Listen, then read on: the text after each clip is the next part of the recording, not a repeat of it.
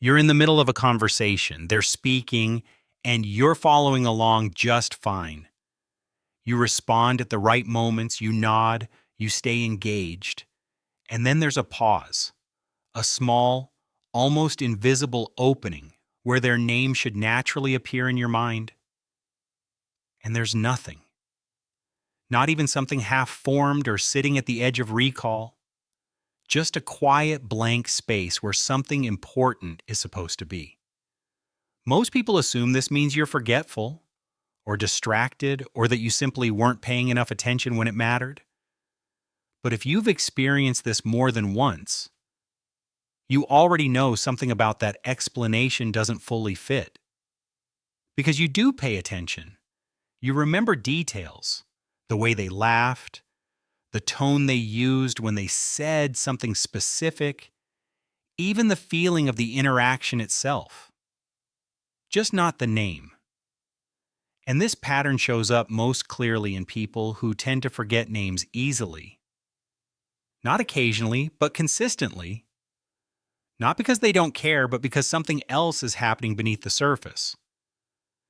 There's a reason your mind works this way, and it didn't come from nowhere. When you meet someone new, your attention isn't resting in one place. It's moving constantly. You're aware of how you're coming across, the timing of your responses, the subtle shifts in the other person's tone, and the quiet question of whether the interaction is going well or slightly off. Your mind is not just listening, it's managing the entire moment. And somewhere inside all of that, a name is introduced. A simple sound disconnected with no image or emotional weight attached to it. Your brain doesn't reject it, it just doesn't hold on to it, because your attention is already occupied by something that feels more important. There's a psychological pattern known as the next in line effect, first described by Malcolm Brenner, which shows that when people are preparing what to say next, they tend to remember less of what was just said to them. Not because they don't care, but because part of their mind has already moved ahead. And for some people, that state isn't occasional, it's constant. You're not fully in the moment, but you're not absent either. You're slightly ahead of it, trying to stay aligned, trying to get it right. So when a name appears in that exact moment, it passes through unnoticed. Not ignored, just unanchored. There's also something quieter happening underneath all of this.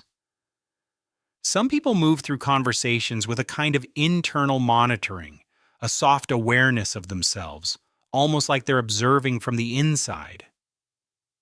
Am I saying the right thing? Did that sound natural? Was that too much? That internal layer doesn't look obvious from the outside, but it takes up space. And memory depends on space. Your brain tends to store what feels meaningful, what connects, what carries some form of relevance or emotion. Names by themselves often don't have that. They're labels, and your mind isn't wired to prioritize labels. It's wired to remember experiences. That's why you can recall the feeling of a conversation long after it ends, but struggle to remember the word that was supposed to represent the person. This doesn't mean your memory is weak. It means it's selective.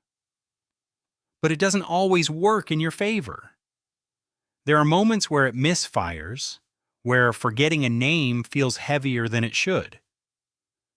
Because on the other side of that moment, it can feel personal, as though you didn't care enough to remember, even when that's not true. And over time, that can create a quiet pressure to compensate, to appear more attentive than you already are, which only adds more weight to the moment and makes it even harder to stay present. From the outside, it looks simple. A name was said, it should be remembered. But internally, your mind is doing something else entirely. It's tracking tone, reading subtle shifts, trying to understand the person beyond what's being said.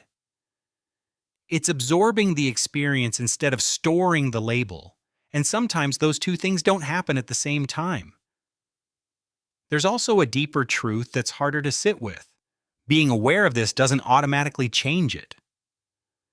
You can understand exactly why it happens and still find yourself in that same quiet blank moment again, because awareness doesn't override patterns, especially the ones that were built gradually over time. It just makes you notice them more clearly. And maybe that's where this leaves you. Not with a solution, but with a different way of seeing it. It makes sense that your mind holds on to what feels real instead of what feels assigned. It makes sense that you remember how someone made you feel, even if the name slips through. That doesn't mean something is wrong with you. It means your attention follows a different priority. And maybe the name was never the most important part. If parts of this felt familiar, there's more to understand about how your mind works.